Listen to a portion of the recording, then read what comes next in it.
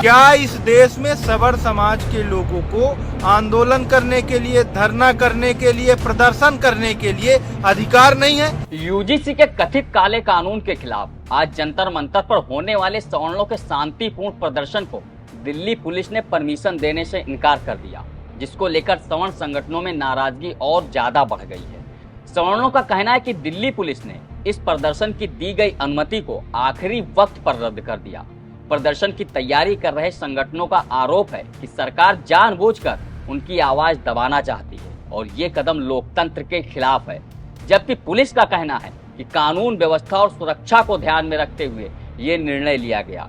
अब बड़ा सवाल ये उठ रहा है कि क्या विरोध की आवाज को इस तरह रोका जाना सही है, जबकि इसी जंतर मंतर पर यूजीसी के समर्थन में प्रदर्शन करने वाले स्वामी प्रसाद मौर्य, चंद्रशेखर आजाद की पार्टी आजाद समाज पार्टी को यही दिल्ली पुलिस अनुमति दे देती है। और जब सवर्णों की बात आती है तो सुरक्षा व्यवस्था का हवाला देकर उनके प्रदर्शनों को परमिशन देने से इनकार कर दिया जाता है।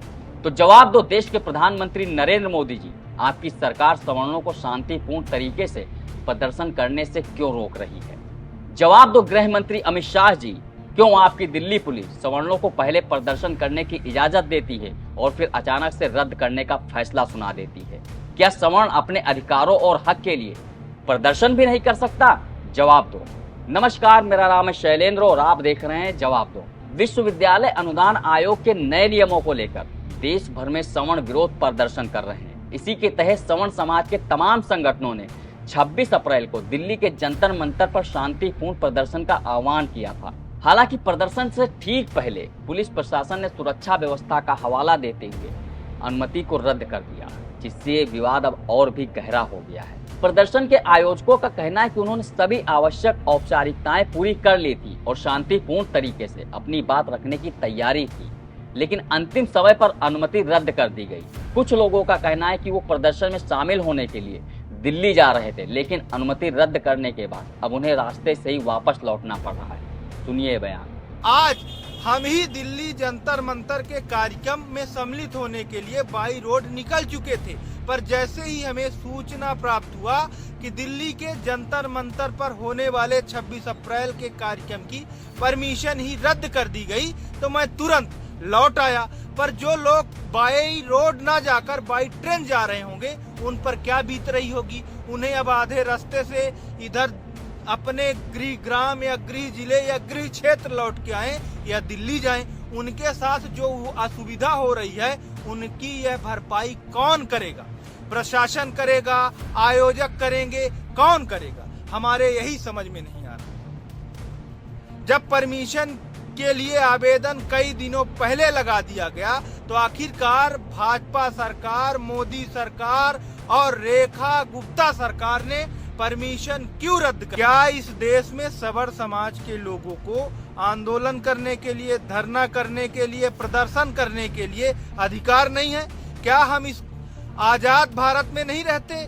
क्या हम गुलाम भारत में रहते हैं? क्या हम सवर्ण समाज के लोग वर्तमान सरकार का गुलाम हो चुके हैं?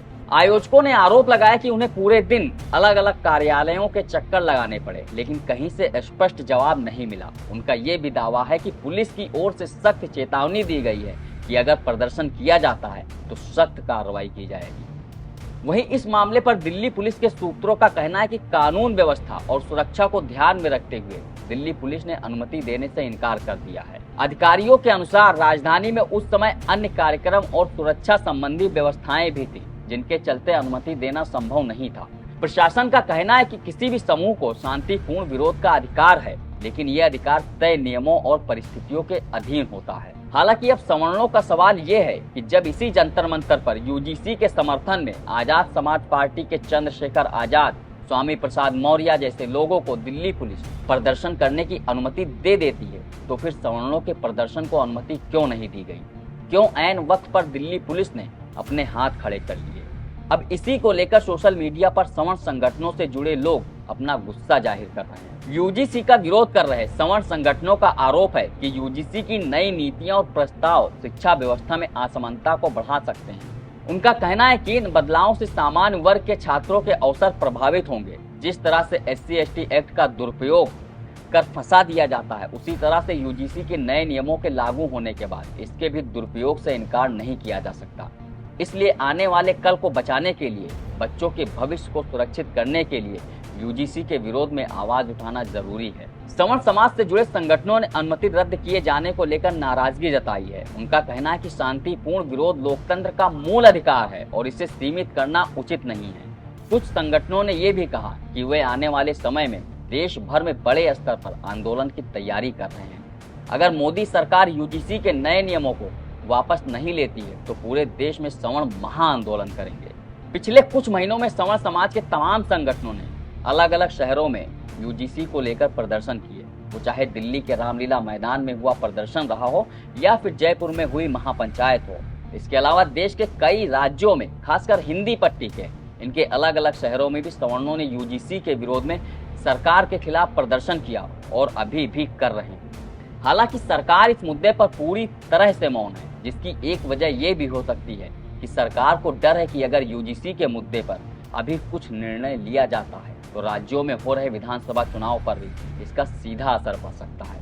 इसलिए वो खुद को इस मुद्दे से अलग रखने की कोशिश कर रहे हैं, क्योंकि जिस तरह से सवर्ण समुदाय भाजपा और मोदी को यूजीसी के मुद्दे पर सबक सिखाने की बात कर रहा है, उसे कहीं ना कहीं इन चुनावों से या फिर आने वाले चुनाव से ही जोड़कर देखा जा रहा है।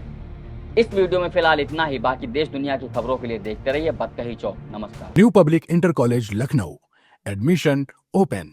For more information, call 0522 282232 or 7755 089585.